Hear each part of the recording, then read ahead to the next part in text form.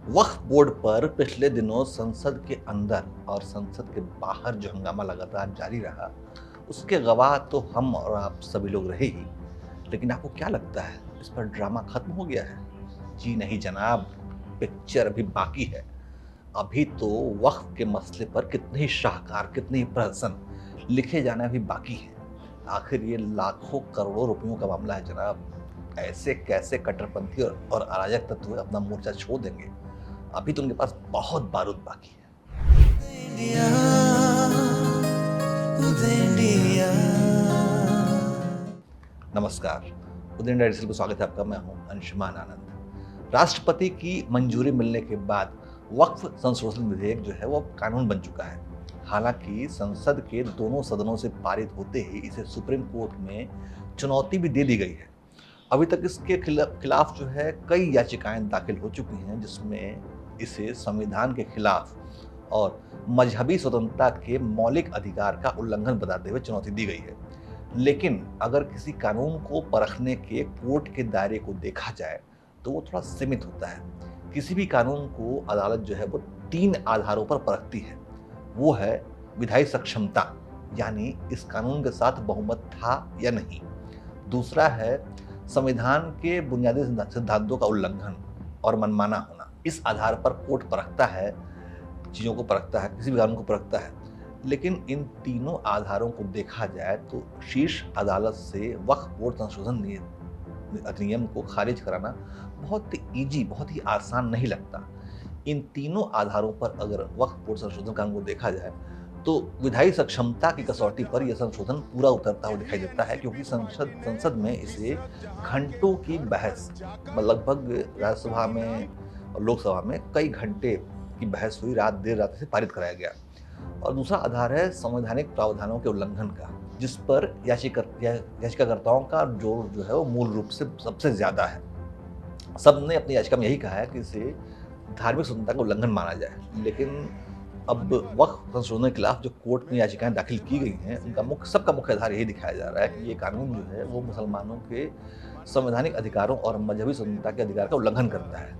लेकिन संशोधन bill pass करते समय सरकार की तरफ से बार बार ये साफ तौर पे कहा गया था कि वक्फ कानून का मुसलमानों की धार्मिक मजहबी आज़ादी से कोई वास्ता नहीं है, क्योंकि ये मूल इस्लाम का हिस्सा है ही नहीं।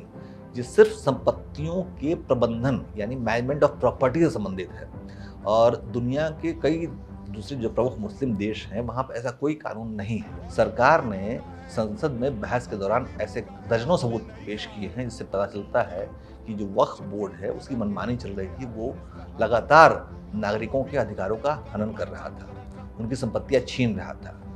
अब सरकार जो है उसने संशोधन को जायज कराते हुए तर्क दिया है कि वक्फ प्रबंधन में चुनौतियों का समाधान करने के लिए व्यवस्थित सुधारों की आवश्यकता थी। इसके लिए वक्फ संशोधन कानून 2025 लाया गया। इससे पारदर्शिता, जवाबदेही और कानूनी निरीक्षण सुनिश्चित करके वक्फ संपत्तियों, गैर मुसलमानों और अन्य हितधारकों के अधिकारों का उल्लंघन किए बगैर अपने इच्छित धर्मार्थ उद्देश्यों की पूर्ति कर सकती है। अब देखना है कि अदालत का इस तर्क पर क्या रुख रहता है। लेकिन इस दौरान वक्फ बोर्ड संशोधन को लेकर लगातार घमासान जारी है। देश के अलग अलग हिस्सों में कई तरह की खबरें आ रही हैं।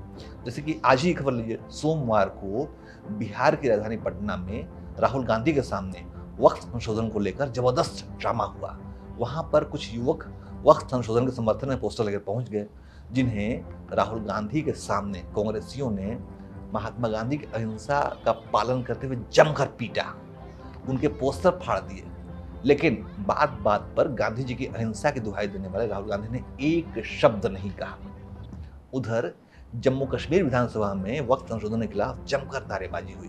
नेशनल कॉन्फ्रेंस और पीडीपी समर्थक विधायकों ने इसके खिलाफ बहुत हल्ला हंगामा किया।